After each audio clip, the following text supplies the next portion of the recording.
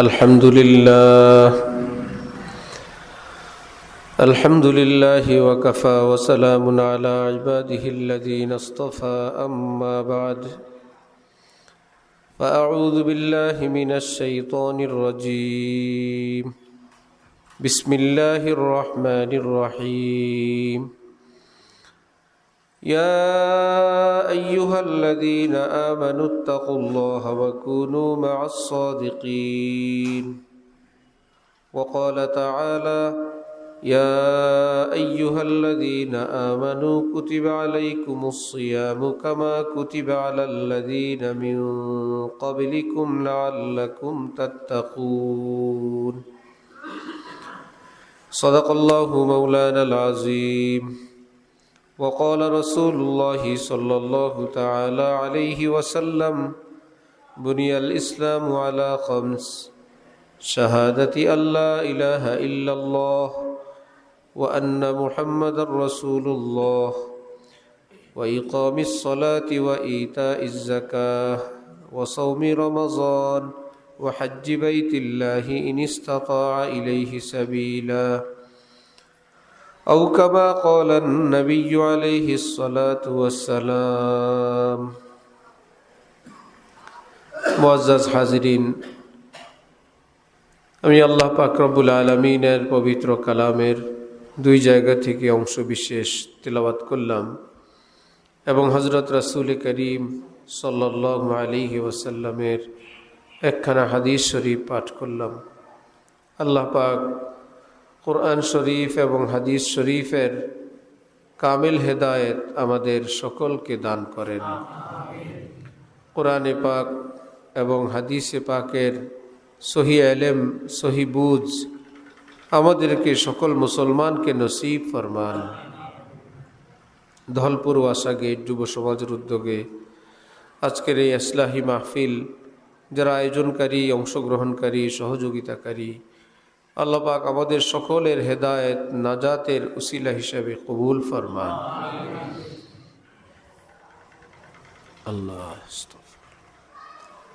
আল্লাহ পাকের মেহেরবানি, আমাদের দেশে অনেক আলেম ওলামা, অনেক মাদ্রাসা, অনেক মসজিদ, দাওয়াত ও তাবলীগের কাজ, আল্লাহওয়ালাদের খানকাহি খেদমত, পাশাপাশি মুসলমানরা অন্যান্যভাবে অনেকেই দ্বীনের চর্চায় অভ্যস্ত, যেটা পৃথিবীর অন্যান্য দেশ এমনকি অনেক মুসলিম দেশেও এই ধরনের চর্চাগুলো অ্যাভেলেবেল না। তারা মুসলিম হয়ে আছে, নামাজ পড়ে, রোজা রাখে, তেলাওয়াত করে। এত মাহফিল, এত জলসা, এত তবলিগ, এত হুজুর, এত মাদ্রাসা সব দেশে এমনটা দেখা যায় না। এর বরকতে আমাদের যেমন ফায়দা, আমরা যেমন উপকৃত, ক্ষেত্রবিশেষ তথ্যের ভুল বিভ্রান্তির কারণে মুসলমানটা অনেকটা বিব্রত, অনেকটা বিভ্রান্ত। খুশির কথা হলো, হাজারো বিভ্রান্তির মধ্যেও আমরা যদি আমাদের কিছু নীতিমালা, মূল নীতি আমরা ঠিক করে নেই, অনেক কিছু থেকে আমরা বাঁচবো, আমাদের সমাজও বাঁচবে ইনশাআল্লাহ। বাংলাদেশের রাজধানী ঢাকা, ঢাকাকে মসজিদের শহর বলা হয় এবং সকল মসজিদের ইমাম সাহেব এক দুইজন কোথাও আছেন বা থাকতে পারেন অশুদ্ধ তেলাওয়াত, এই ব্যতীত 1000-এর মধ্যে 999 জন ইমাম সাহেবের তেলাওয়াত সহি এবং শুদ্ধ। আর 1000 জনের মধ্যে 1000 ইমাম সুন্নতি লেবাসওয়ালা, সুন্নতি দাড়িওয়ালা। এরকম কোনো ইমাম আমাদের দেশে নাই শার্ট প্যান্ট পরে ইমামতি করে, আছে? দাড়ি কামানো ইমাম সাহেব আছে? কোরআন শরীফ পড়তে জানে না, বাংলাদেশের বা ঢাকা ইমামতি করে, এমন আছে? হ্যাঁ, এই তরিকা সেই তরিকা, সিলসিলা, মাযহাব, ফেরকা, আমরা যেমনটা বলি যে আলেম ওলামাদের ভিন্নতার কারণে আমরা ঠিক পাই না, আমরা কি করব? এক এক আলেম এক এক রকম বলেন। আপনাদের কাছে আমি জিজ্ঞাসা করি, কোনো আলিম বলেন 5 ওয়াক্ত নামাজ ফরজ, কেউ বলেন 4 ওয়াক্ত, কেউ বলেন 3 ওয়াক্ত, কেউ বলেন 2 ওয়াক্ত, এইরকম কোনো ঝামেলা আছেন আপনারা? সবাই বলে কয় ওয়াক্ত? তাহলে 5 ওয়াক্ত নামাজ ধরতে তো আমাদের কোনো আপত্তি নেই, যে আমরা ঠিক পাই না কয় ওয়াক্ত ধরবো, কোন হুজুরেরটা ঠিক। আচ্ছা, এই মসজিদে গেলে কুলহু আল্লাহ পড়ায় শুরুতে, ওই মসজিদে গেলে আলহামদুলিল্লাহ পড়ায় শুরুতে, ওই মসজিদে গেলে ইন্না আতাইনা, ওই মসজিদে গেলে সূরা ইয়াসিন দিয়ে নামাজ শুরু করে, আলহামদুলিল্লাহ পড়ে না, এরকম কোনো বিভ্রান্তি আছে? সব জায়গায় ইমাম সাহেব শুরু করেন কোন সূরা দিয়ে? ফাতিহা এক জায়গায় শুরু করে আলহামদুলিল্লাহ রাব্বিল আলামিন, আরেক জায়গায় ওয়ালাদ-দাল্লিন দিয়ে শুরু, আরেক জায়গায় আর রহমান দিয়ে শুরু, এমন কোনো ঝামেলা আছে? শুরু কি ভিন্ন ভিন্ন ভাবে না একভাবেই? সহিও এক, ফাতিহাও নিশ্চিত, শুরু করে একভাবে। তাহলে আমরা যারা এখনো আমাদের ফাতিহা ঠিক হয় নাই, এটা কি আলেমদের দলাদলির কারণে না আমাদের কারণে? এই মামলা যদি আলেমের উপরে দেই, আলেমদের কারণে আমার সূরা কারার ঠিক হয় নাই, এই মামলা কি অ্যাকসেপ্ট হবে? আল্লাহর দরবারে গ্রহণযোগ্য হবে? বরং এই দায়ভার আলেমদের উপর চাপানোর কারণে আলাদা মামলা হবে সরকারবাদী, আসমানি সরকারবাদী আরেকটা মামলা খাবেন। তুমি নামাজ রোজা করো নাই এক মামলা, এর দোষ দিলে আবার আমার আলেমদের উপরে, আলেমরা বেচারা কিছু বলে নাই কিন্তু আসমানওয়ালা মামলা করবেন। আলেমরা তো নামাজ 5 ওয়াক্ত বলছিলেন, তুমি পড়ো নাই কেন? সূরা ফাতিহা সহি শুদ্ধ পড়ছিলেন, তুমি পড়ো নাই কেন? আলেমের তো এক মুষ্টি দাড়ি ছিল, তুমি রাখো নাই কেন? আলেম তো শার্ট প্যান্ট টাই পরে থাকে নাই, আলেম তো সুন্নতি লেবাস পরছেন, তুমি পড়ো নাই কেন? আলেম তো সিগারেট রেখে ইমামতি করে নেই। হয়েছিল একদিন ইমাম সাহেব বাইরে হোক্কা টানতেছে, নামাজের সময় হয়েছে, এই মুখে থেকে সিগারেটটা ফেলায় তারপরে নামাজ শুরু করছে, আছে? সব আলেমে তো এরকম, যেই সিলসিলারই হোক। কোন আলেম সত্যি সত্যি বলেন যে ইমাম সাহেব নেশাখোর, এরকম পাইছেন দু একজন? তো কোন আলেম সিনেমার মালিক পাইছেন যে হুজুর মানুষ এমনি ব্যবসার জন্য একটা সিনেমা হল দিছে, আছে? তাহলে হক কি জিনিস এটা আমাদের কাছে স্পষ্ট। এমনকি কোনো দিনদার, কোনো আলেমধারী কোনো লোক যদি ভুলও করে, আমরা এটা ভুল, এটা বুঝতে আমাদের অসুবিধা হয় না। হইতে পারে কোনো আলেম নামধারী মানুষ কোনো ভুল বিচ্যুতি করে ফেললেন, মনে করেন একজন মাদ্রাসায় কিছুদিন পড়ছে, এই বেচারা মহল্লায় হুজুর হিসাবেই পরিচিত, আলেম না, হঠাৎ দেখা গেল সে শার্ট প্যান্ট পরে, টাই প্যান্ট ঘুরে, এলাকার লোকজন কি বলে? সহি না গলত? তাহলে এটা যে গলত, এটা যে ভুল, আমাদের বুঝতে কোনো অসুবিধা হয় না। আমরা এটা আমাদের মহল্লার এই ছেলেটা তো মাদ্রাসায় পড়ছিল, যেহেতু সে বাহিরে এত জোরে কথা বলে, কে বিশাল পরামর্শ চলতেছে সেখানে, গ্লাস লাগাবেন তবু হ্যাঁ করে থামাইবেন না, খুব ভালো বুদ্ধি। হ্যাঁ, গ্লাস টাস লাগাই দেন, এরা মশলা করতে থাক।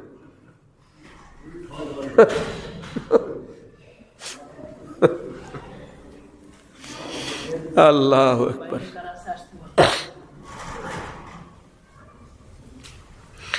আল্লাহ, তাহলে ওই ছেলেটা যদি ভুল করে, মহল্লার কেউ আমরা কি টেনশনই পড়ি না? কি ইসলামে দাড়ি কামানো সুন্নত? আমাদের হাফেজ সাহেব তো কামাইলো, এরকম কারো মনে আসে না? ভুল মনে হয়? ভুল মনে হয় কিনা? ভুল মনে হয়। মাদ্রাসায় পড়ো একজন ছাত্র যদি বেপর্দা কারোর সঙ্গে চলে, তখন কি মনে হয়? এটা মনে হয় কোরআন শরীফে আছে, না ভুল মনে হয়? তাহলে হক কি জিনিস এও আমরা জানি।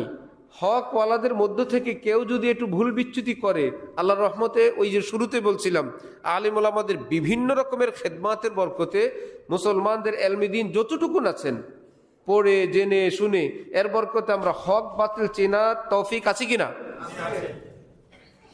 রাহ बर तो बस बता देता है राह, राह चलना राह रऊ का काम है, तुझको मुर्शिद ले चलेगा दोष पर, ये तेरा रहरो ख्याले खाम है। আলেম ওলামা, নবী, পীর, বুজুর্গ তোমাকে কাঁধে নিয়ে জান্নাতে পৌঁছে দিবেন এ অপেক্ষায়, এটা ভুল ধারণা। তাহলে আলেমরা কি করবেন? আমাদেরকে জান্নাতের পথ বাতলাবেন, বলবেন, আবার জাহান্নামের পথও চিনিয়ে দিবেন। সেই পথে চলার দায়িত্ব আলেমদের না আমাদের? আমি এখন জিজ্ঞেস করি আপনাদেরকে, জান্নাত জাহান্নামের পথ আমি আপনাদের কাছে জিজ্ঞেস করব, আপনারা কেবল বলবেন জান্নাতের পথ, জাহান্নামের পথ। হালাল খাওয়া, হারাম খাওয়া, চুরি করা,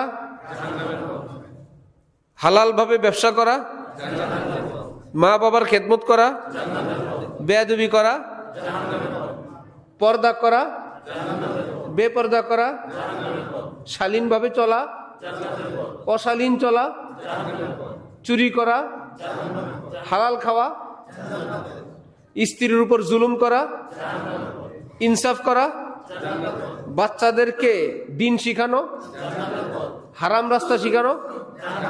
ওয়াজ মাহফিল দরকার কি? খামাখা আমাগরা এনে কষ্ট দেন আর আপনাকে গরম গরম ভাত নষ্ট করেন সবাই। আমি তো সুয়াল করলাম, প্রশ্ন করলাম, কেউ তো বলে না হুজুর জানা নেই, সরি আমাদের জানা নেই।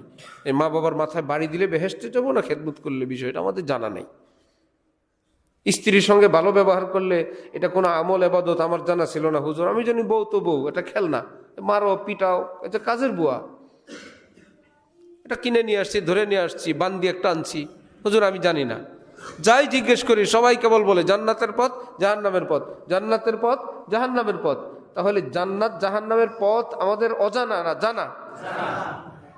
এইবার যদি কেউ না চলেন, ঘুমন্ত মানুষকে জাগানো যায়, জাগ্রত মানুষ যদি ঘুমের ভান করে তারে যতই ডাকবেন সে তো ঘুম, সে নিয়ত করছে, সে আওয়াজ দিবে না। ঘুমের মানুষ কি কোনো নিয়ত করে? সে ঘুমায় আছে, তাকে একবার না দুইবার তিনবার হ্যাঁ কি হয়েছে, যত ভারী ঘুম হোক, আর যে নিয়ত করছে সে জাগবে না, তাকে খাটের থেকে ফেলে দিল সে ঘুম, সে জাগবে না। তাহলে আমাদের যে আমরা জান্নাতের পথে চলছি না, এটা অজানার কারণে না ইচ্ছা করে? ইচ্ছা করে। মজার খবর হলো, বান্দাকে আল্লাহ পাক এইটুকুন ইচ্ছা শক্তি দিছেন, বান্দা যদি চায় আমি মসজিদে যাব, পাগুলো চালানো শুরু করে, আল্লাহ বলেন এই পৃথিবীর কারো ক্ষমতা নাই, কোন শয়তান, কোন পৃথিবীর কোন শক্তির ক্ষমতা নাই, দূরে বসে বসে তোমার পাগুলোরে এমন সিস্টেম করবে মন্দিরে চলে গেছে। না হুজুর আমি ঘর থেকে বের হইলাম, নিয়ত ছিল মসজিদে যাব, হাঁটতে হাঁটতে আমি এসে দেখি মন্দিরে উঠছি। এরকম হয়? এই জন্য বান্দাকে বলে কাসেব, উপার্জনকারী। রাখা আছে, কি করবা সেটা তোমার ইচ্ছা, এটা বলতে পারবা না না আমার ইচ্ছা নাই, আল্লাহ যেদিকে নেই। ঘর থেকে বাইরেছি, কোথায়? মসজিদে যাবা না মন্দিরে? আরে ভাই আমি কি বলতে পারি আমি কই যাবো? নাউজুবিল্লাহ নাউজুবিল্লাহ, আমি জানি না, আল্লাহ যেদিক নেই। যে না, এত বড় বুজুর্গের কোনো সুযোগ নেই। ভাই বাজারে তো দুধও আছে, মদও আছে, কি কিনবা? ভাই ভাই ভবিষ্যতের খবর আল্লাহ ছাড়া কেউ জানে না, তারপরও তোমার একটা নিয়ত না, ভাই নিয়ত টিয়ত নাই, বাজারে যাই যেটা আছে কিনবো, দুধ না মদ। আল্লাহ বলে তুমি দুধ কিনলে তোমার সিদ্ধান্ত নেওয়ার অধিকার আমি দিয়েছি, এবং হালাল খাওয়ার কারণে পুরস্কারের ওয়াদা আমি করেছি। তুমি যদি বলো একই বাজারে মদ কিনবো, এই ক্ষমতাও তোমার ভিতরে আছে, এবং মদ কেনার কারণে গুনার ব্যবস্থাও আছে। সিদ্ধান্তর ক্ষমতা বান্দাকে আল্লাহ পাক দিয়ে রাখছেন। এমন কোনোদিন হয় নাই, ইচ্ছা ছিল লেবু গাছ লাগাবো, লেবু গাছও রোপণ করলাম, পানি দিলাম, সার দিলাম, বেড়া দিলাম, যত্ন করার পর ফলন আসার পর দেখি আল্লাহ লেবু গাছে এখন তো মিষ্টি আলু ধরছে। হয়েছে? লেবু গাছে লেবু আসবে, আম গাছে আম আসবে। জৈসি করনি ওয়াইসি ভরনি হ্যায় জরুর, কবর মে মাইয়িত উতরনি হ্যায় জরুর। যেমন কর্ম তেমন ফল, যেমন প্রস্তুতি তেমন ফলাফল। আমি ইরি ধান বুনলে আমার ইরি ধান হবে, গম বুনলে গম হবে, আম গাছ দিলে আম গাছ হবে, যদি ভাগ্যে থাকে, হইলে আমি হবে, নইলে নাই। এমন হবে না আম গাছে জাম। আমার আপনার মোবাইলে মেমোরি আছে, এই মেমোরিতে যে এরকম হুজুর আমি জানি না কিছু, দেখি কতগুলো গান ঢুকে রয়েছে, এরকম হয়? সিদ্ধান্ত আমার, এটা সাদা। আমি কোরআন লোড করব, আমি কোরআন শুনবো, গান লোড করব, গান শুনবো। লোড করার সময় সব গান, নাটক, খারাপ জিনিস। এইবার বললেন যাই হোক ভুল বিচ্যুতি করে ফেলছি, আউযুবিল্লাহি মিনাশ শাইতানির রাজিম, বিসমিল্লাহির রহমানির রহিম, একদম দোয়া দূর পরে বিসমিল্লাহ করে সুইচ টিপ দিলেন। বলে যতই বিসমিল্লাহ বলো বাবা, গান লোড করছো, গানে বাইর হবে। লোড করলা গান, এখন অসময়ে বিসমিল্লাহ বললে পুরা গান কোরআন হয়ে যাবে। তাহলে ছেলে দিলাম স্কুলে, দিলাম কলেজে, দিলাম ইংলিশ মিডিয়ামে, দিলাম অশ্লীল পরিবেশে, দিলাম অসভ্যদের সঙ্গে থাকতে, সাথে মেয়েরাও পাঠাইলাম, হুজুরকে দিলাম মিলাদ দিতে, হুজুর ছেলে মেয়ে যাতে আল্লাহ ভালো বানায় দোয়া করে দিন। বাহ! জাহান্নামে প্রবেশ করার পর এক লোক জিজ্ঞেস করে, সরি প্লিজ আমাকে একটু বলবেন দুধের নহরটা কোন পাশে, মধুরটা কোন পাশে, আর হুর কোন পাশে, গিলমান কোন পাশে? শুনছি অনেক ধরনের নাজ নেয়ামত। কোথায় প্রবেশের পর? জাহান্নামে। সবাই বলবে আপনি জাহান্নামে আসছেন, জাহান্নাম, এখানে শুধু আগুন খুঁজবেন, আগুন। এত হুর, গিলমান, দুধের নহর, মধুর নহর, এগুলো জান্নাত, জান্নাতের, জাহান্নামের না। ইশকে বুতামে আসাদ করতে হো ফিক্রে রাহত, দুজখ মে ঢুঁড়তে হো জান্নাত কি খাবগাহে। জাহান্নাম তো পরকালে, জাহান্নামের আবার ব্রাঞ্চ আছে দুনিয়ায়। জান্নাত পরকালে, জান্নাতের ব্রাঞ্চ আছে দুনিয়ায়। প্রত্যেকটা নেক আমল জান্নাতের শাখা, প্রত্যেকটা গুনাহ জাহান্নামের শাখা। প্রত্যেকটা গুনার গায়ে। জাহান্নাম কি আরামের জায়গা না কষ্টের জায়গা? হেড অফিস হইল পুরাটা কষ্টের, এক একটা গুনাহ হইল ব্রাঞ্চ। এবার গুনাহের মধ্যে ছোট বড় মেজো সেজো আছে, যেই মাত্রার গুনাহ ওই মাত্রার অশান্তি এটার ভিতরে আছে, এই গুনার ভিতরে আছে, আপনি এড়াবেন কিভাবে? আর জান্নাত হইল সুখের ঠিকানা। প্রত্যেকটা নেক আমল জান্নাতের ব্রাঞ্চ, জান্নাতের শাখা। প্রত্যেকটা নেক আমলের মধ্যে জান্নাতি সুখের একটু অংশ আছে। সামনে ফুল বাগান, যত আগাবেন ঘ্রাণ তত বাড়বে, আরো আগাবেন আরো বাড়বে। এতে আপনি বুঝবেন আমি কোনো ফুলের বাগানের দিকে যাচ্ছি, আমি কোনো পারফিউমের ফ্যাক্টরি কিংবা কারখানা শোরুমের দিকে যাচ্ছি। যতই আগাই ততই গন্ধ, ততই গন্ধ। আতর আর ফুল বাগান মনে হবে না ময়লা মনে হবে? ময়লা মনে হবে। আমি কোনো ময়লার দিকে যাচ্ছি, এই জন্যই তো তত গন্ধ। আল্লাহ পাক এই জান্নাত জাহান্নামের ওই হেড অফিসের ব্রাঞ্চগুলো দুনিয়ায় দিতে দিয়ে যদি শান্তি অশান্তি কিছু না দিতেন, ফতোয়া না জানলে আমরা মাসালা জানতাম না, জানি না এটা কি ভালো কাজ না খারাপ কাজ। মসজিদ থেকে বের হবার পর মজলিস, মাহফিল, বয়ান, জুমা, দোয়া, তেলাওয়াত, সত্যি সত্যি বলবেন কারো কি এমন মনে হয় মনে পেরেশানি, কেউ দেখলো না তো, কেউ জানলো না তো আমি যে মসজিদে আসছি, এরকম লাগে? অশান্তি লাগে না শান্তি লাগে? চোর চোর মনে হয় না বাদশার মতো মনে হয়? বাদশাহী মনে হয়। সকল বাদশার বাদশা মহান আল্লাহর সঙ্গে কিছু সময় থাকলাম, নিজেরও বাদশা বাদশা লাগে। আরেক বেচারা সিনেমার থেকে বের হইছে, কনসার্ট থেকে বের হইছে, মুমিনের বাচ্চা গুনার কোনো আড্ডাখানা থেকে বের হইছে, ওই রকমই লাগে। সে কোত্থেকে আসছে কেউ জানে না।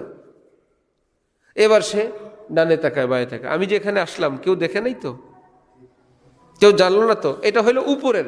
আর ভিতরে হাতুড়ে দিল পে হে মগজ দিমাগ মে খুঁটে, দিলের ভিতরে হাতুড়া পড়তেছে, দুব দুব দুব দুব দুব দুব, মাথায় এক টেনশন। নবীজি বলেন এটাই আলামত এই কাজটা গুনাহ, মুফতি সাহেব লাগবে না, তুমি এটার পাবা।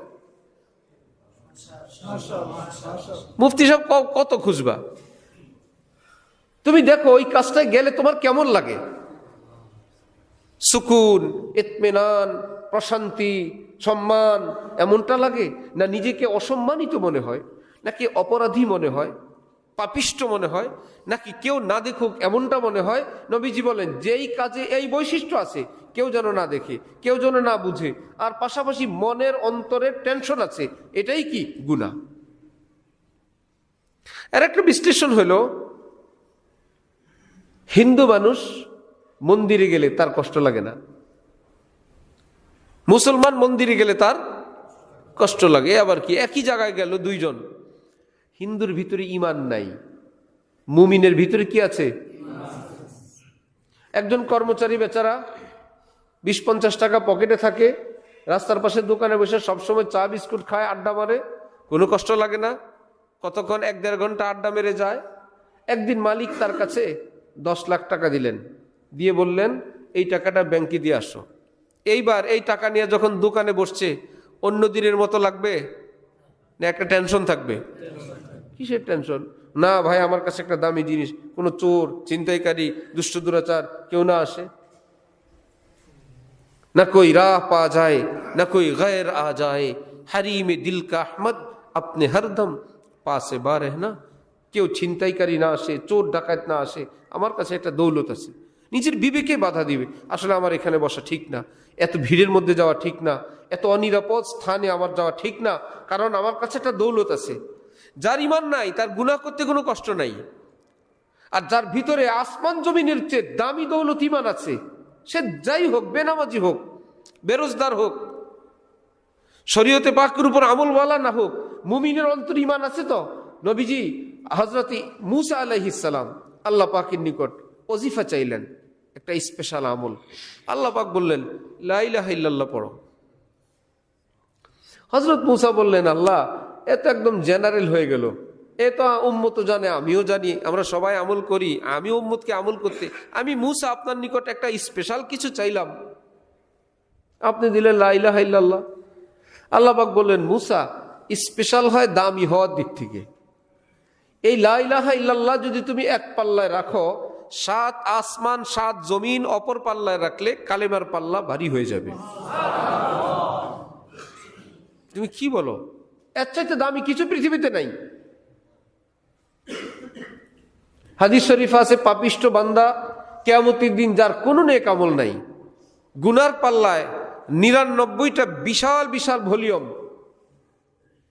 এক একটা ভলিউম খাতা যত দূর দৃষ্টি যায় এত বড় মোটা মোটা, সব গুনার পাল্লায়, নেকির পাল্লায় কিছুই নেই, কোনো নেক আমল নাই।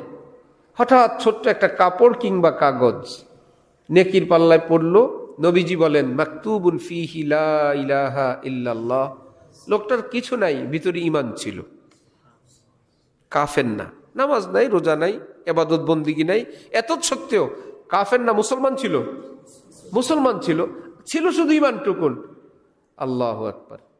নবীজি ইরশাদ করেন ওই কালেমাটুকুন একটা পাল্লায় পড়বে, ছোট্ট একটা কাপড় কাগজ, এর ওজনের চোটে 99 ওয়ালা যে পাল্লা সেটা উপরে উঠে কালেমাটা নিচে চলে যাবে। আর আগে থেকে ফাআম্মা মান সাকুলাত মাওয়াজিনুহু ফাহুয়া ফি ঈশাতির রাদিয়াহ, যার নেকির পাল্লা ভারী হবে তার জন্য সুসংবাদ, সে সুখময় আনন্দময় জীবন, জান্নাতি জীবন তার। ফেরেশতারা বলবে ঠিক আছে, পাল্লা ভারী হয়েছে, জান্নাতে নিয়ে যাও। তাহলে সকল মুমিন মুমিনা নরনারীর অন্তরে ঈমানের মতন এই দৌলত আছে কিনা? এই ঈমানের মতন দৌলত নিয়ে যখন সে গুনার পরিবেশে যায়, ঈমান তাকে কেবল ভিতর থেকে তাড়া দেয়, পীড়া দেয়, আপনি আমাকে কোথায় নিয়ে আসছেন, কোথায় নিয়ে আসছেন, কোথায় নিয়ে আসছেন, আমি তো এই পরিবেশের যোগ্য না, আমার পছন্দের না। ঈমানকে যখন মসজিদে নিয়ে আসে, ঈমান খুশি, ভিতরে খুশি, হ্যাঁ অন্তরাত্মা এইটা আমার পছন্দের ঠিকানা। সেজদা দিলে আমি ভীষণ পছন্দ করি, তেলাওয়াত হ্যাঁ আমার বড় পছন্দের, দান সদকা বড় পছন্দের।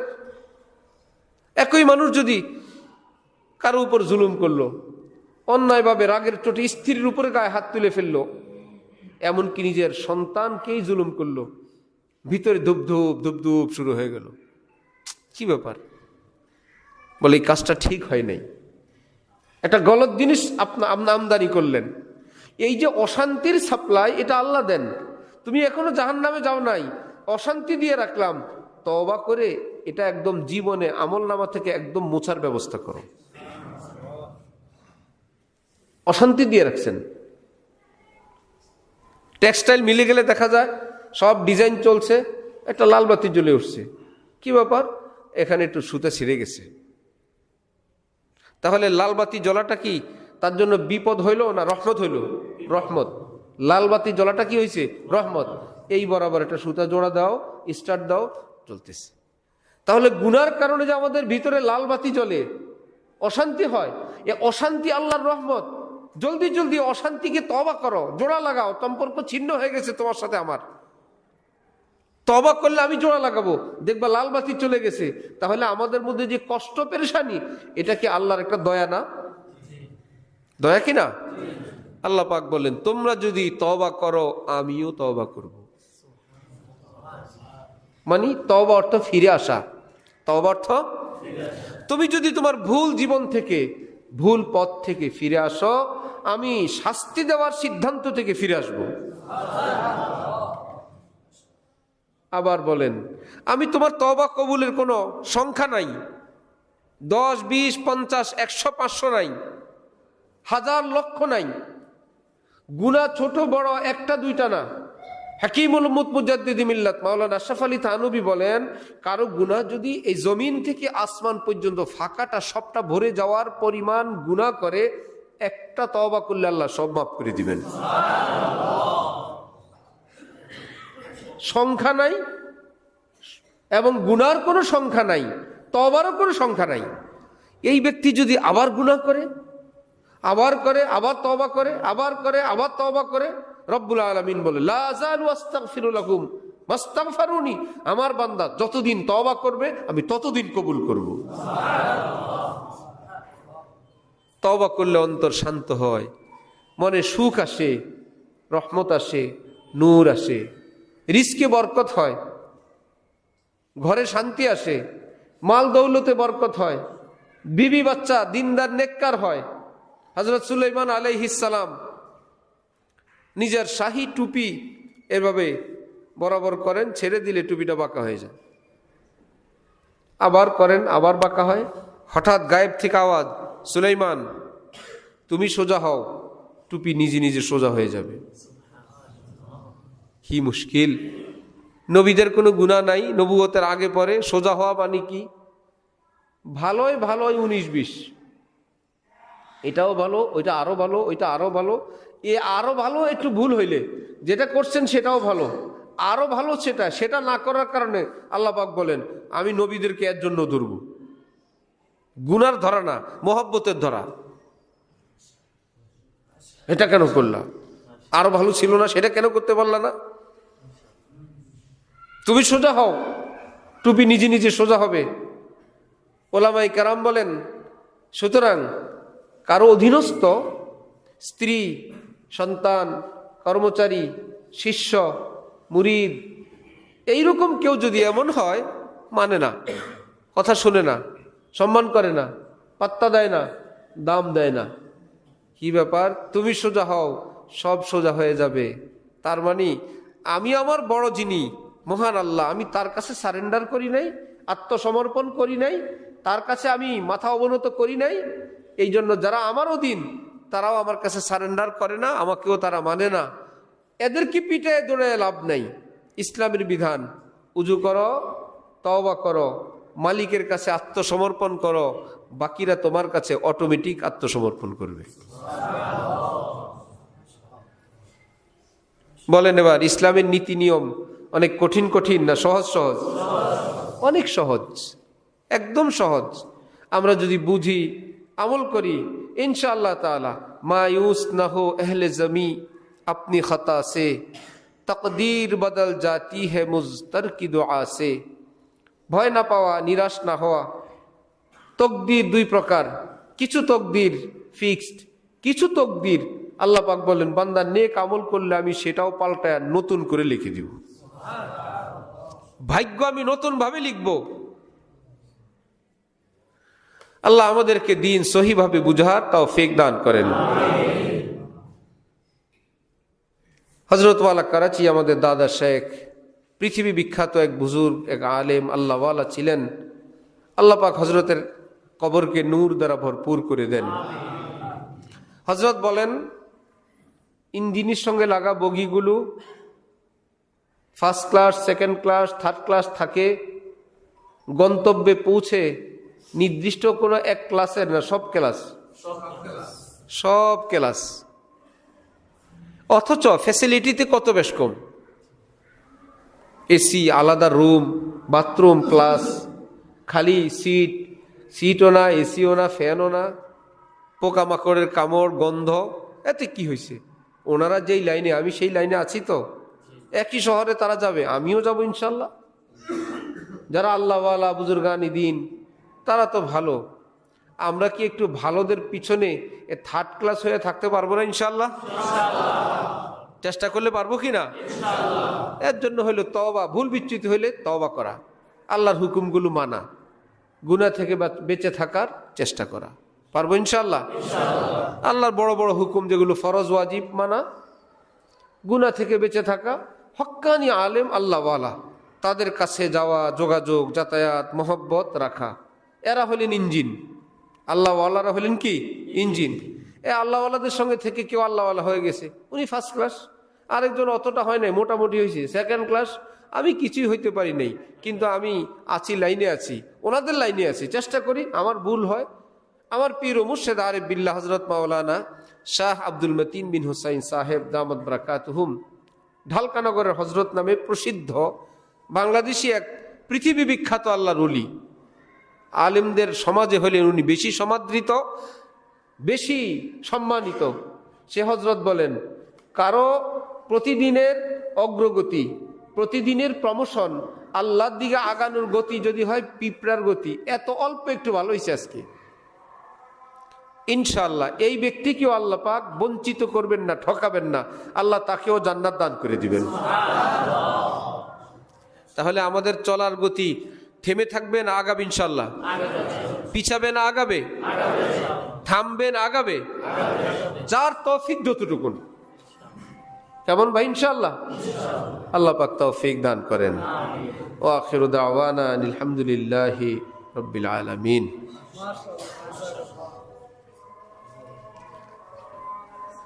হারদি হজরত বলতেন 3 মিনিট বয়ান হবে, ঠিক 3 মিনিট পরে বলতেন ওয়া আখিরু দাওয়ানা। সবাই বলে এটা কোনো ওয়াজ হইল?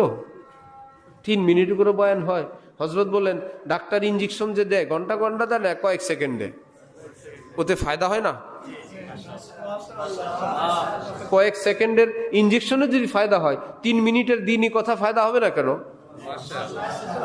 2-4 ঘন্টা শুনলাম, আগাও নাই, মাথাও নাই, লেজও নাই, হাতও নাই, পাও নাই, আল্লাহ জানি কি কইলো, কতগুলো গান শুনলাম না, গজল শুনলাম, এমনি ভালোই লাগছে, কিন্তু কি বলছে জানি না, ভালোই লাগছে, কিন্তু আমি যে কি করব আমিও জানি না।